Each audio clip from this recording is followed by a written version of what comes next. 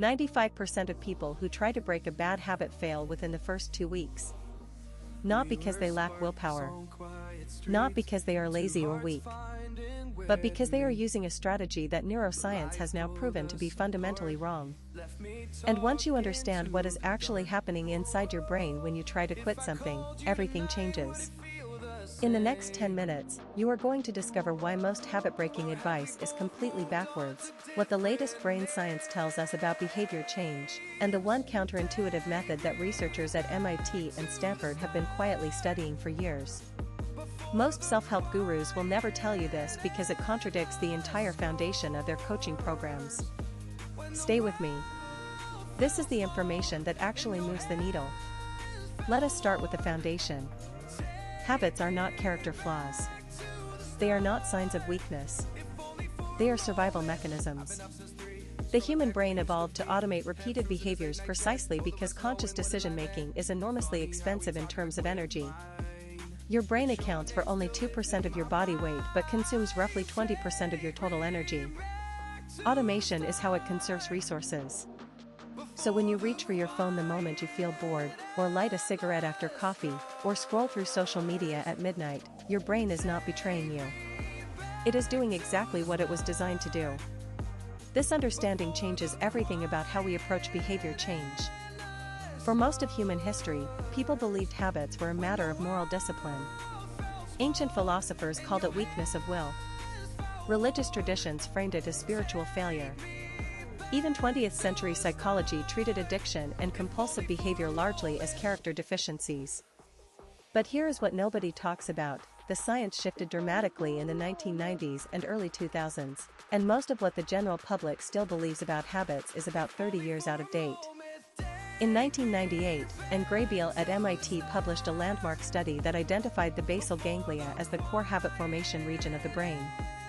This small, ancient structure sits deep beneath the cortex and operates almost entirely outside conscious awareness.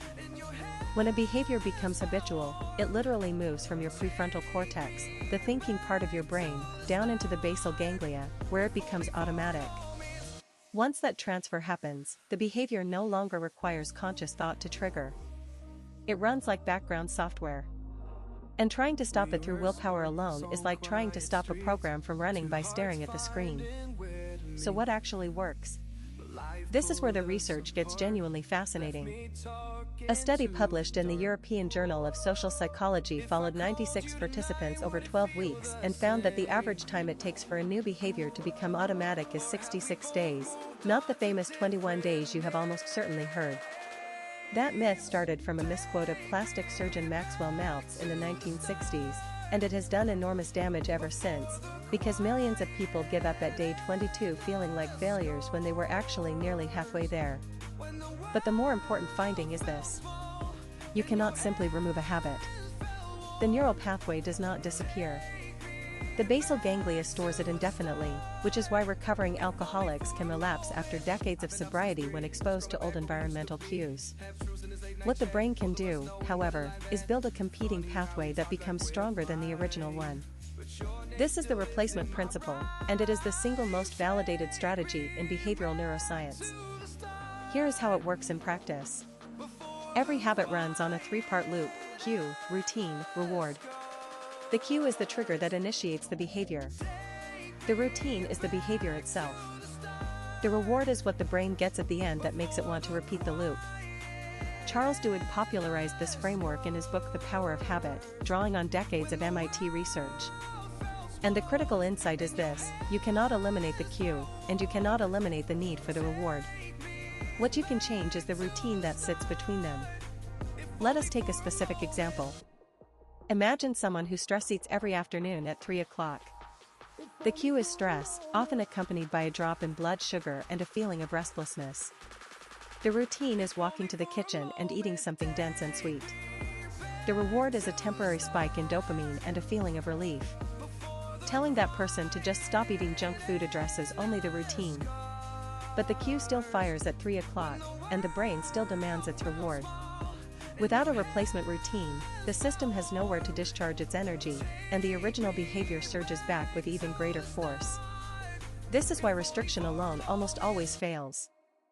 The replacement must satisfy the same underlying need as the original habit. If the reward was stress relief, the replacement must deliver genuine stress relief, not just a distraction. Research from Stanford psychologist Kelly McGonigal shows that breathing exercises, a 5-minute walk, or even cold water on the wrists can trigger a measurable relaxation response that competes directly with the dopamine hit of comfort food. The key is specificity. The replacement has to be pre-planned, immediately accessible, and practiced enough times to begin forming its own neural pathway before the stress hits. Now here is the part that almost no one talks about, and it may be the most important piece of this entire video. Context and environment matter more than intention. A famous study by researchers at the University of Southern California found that 56% of people performed their habits in the same physical location every single time. The environment was not just a backdrop. It was an active part of the cue. When soldiers returned from Vietnam in the 1970s, an alarming 35% had been using heroin regularly. Experts predicted a catastrophic addiction epidemic back home. It never happened. Over 90% of them stopped using heroin naturally, without treatment. Why? Because they were no longer in Vietnam. The entire environmental cue structure that supported the habit was gone. This tells us something profound about behavior change. Altering your environment is not a shortcut or a trick. It is neurologically one of the most powerful interventions available. If you always check social media in bed, the bed becomes a cue. If you always smoke on the back porch becomes a cue. Changing the behavior without changing the environment leaves the cue completely intact, firing every single day, slowly eroding your resistance until you give in. Practical environmental design looks like this. Remove friction from the replacement behavior. Add friction to the bad habit. If you want to stop eating chips in the evening, do not buy chips. If you want to start reading instead, leave a book on your pillow. These are not willpower strategies. They are architecture strategies, and they work with your brain instead of against it. There is also the question of identity, which researcher James Clear articulated powerfully in his work on Atomic Habits. Most people approach habit change by focusing on outcomes. They say I want to quit smoking or I want to lose weight. But the most durable behavior change comes from identity level shifts. Instead of I want to quit smoking, the internal language becomes I am not a smoker. Instead of I want to exercise more, it becomes I am someone who prioritizes their physical health. The difference sounds subtle, but it is neurologically significant. Identity-based goals activate a deeper layer of motivation because violating them feels like a threat to the self, and the brain works very hard to maintain self-consistency. To summarize everything we have covered, bad habits are not character flaws, they are automated neural pathways. You cannot delete them, but you can build stronger competing pathways through deliberate replacement.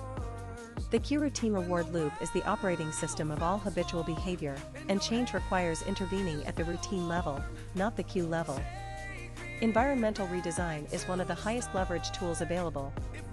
And identity-based framing creates far more durable motivation than outcome-based goals. The average habit takes 66 days to form, so if you are not seeing results at day 20, you are not failing.